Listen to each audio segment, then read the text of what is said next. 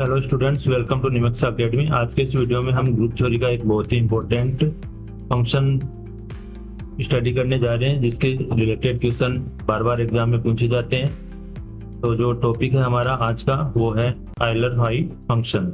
Euler phi function हमारे जो group के जनरेटर्स फाइंड करते हैं, या कई बार हम नंबर ऑफ सब ग्रुप निकालते हैं, वो फाइंड करने के काम आता है। तो आयलर फाई फंक्शन डिफाइन होता है एन से एन में।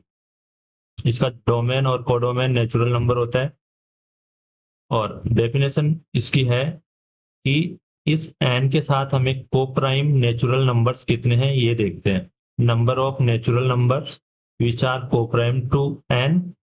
और ये जो नेचुरल नंबर होते हैं ये लेस इक्वल टू एन होते हैं।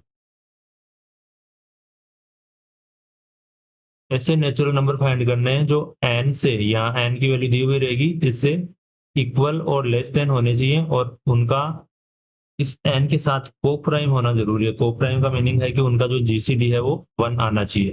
तो जैसे मुझे ये पूछे कि फाइव थ्री की वैल्यू क्या होगी, तो फाइव थ्री में मेरे पास कौन कौन से नेचुरल नंबर आएंगे, तो टोटल आएंगे टू। और वो टू कौन कौन से होंगे, एक तो वन हो जाएगा, वन के थ्री के, वन और थ्री का मैसेप हम निकालते हैं जीसीडी, तो वन आता है। और टू और थ्री का जो जीसीडी आता है वो क्या आता है, वन। और थ्री तो इसमें आएगा नहीं, क्योंकि इक्वल लेते हैं थ्री के, तो थ्री का जीसीडी थ्री के साथ वो थ्री आ जाता है। तो केवल हमारे पास दो नंबर आएंगे जो थ्री के साथ को प्राइम है, एक तो वन और एक टू।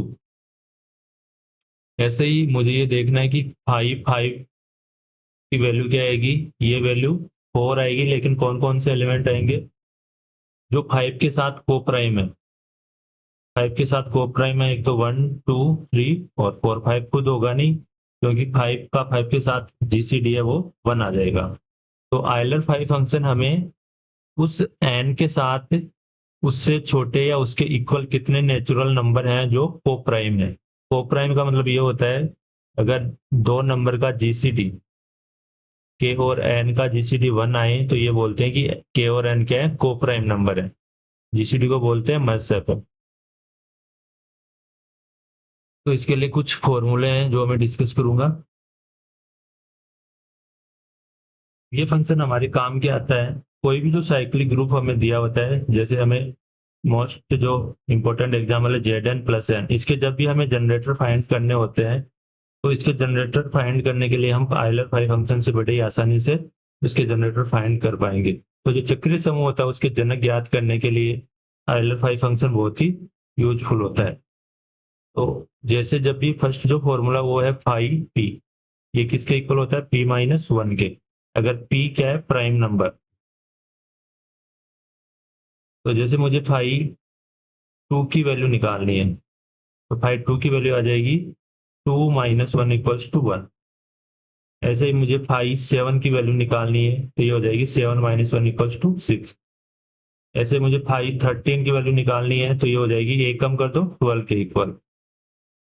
तो जैसे मुझे कोई पूछे कि एक साइक्लिक ग्रुप है ऑर्डर थर्टीन का, तो जैसे ये पूछ ले जेड थर्टीन प्लस थर्टीन के जनक कितने होंगे, के जनरेटर कितने होंगे।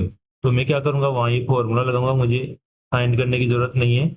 मैं क्या करूंगा, फाइव ऑफ थर्टीन की वैल्यू निकालूंगा, ये क्या आएगी, ट्वेल्व। तो जेड थर्टीन के जो जनरेटर होंगे वो कितने हो जाएंगे, ट्वेल्व हो जाएंगे। ऐसे ही सेकंड जो फॉर्मूला है, अगर पी और क्यू को प्राइम नंबर है, इसका मतलब ये हो गया कि जीसीडी ऑफ पी क्यू क्या है, वन है। तो हम फाइव पी डॉट क्यू को ऐसे लिख सकते हैं, five P dot five Q.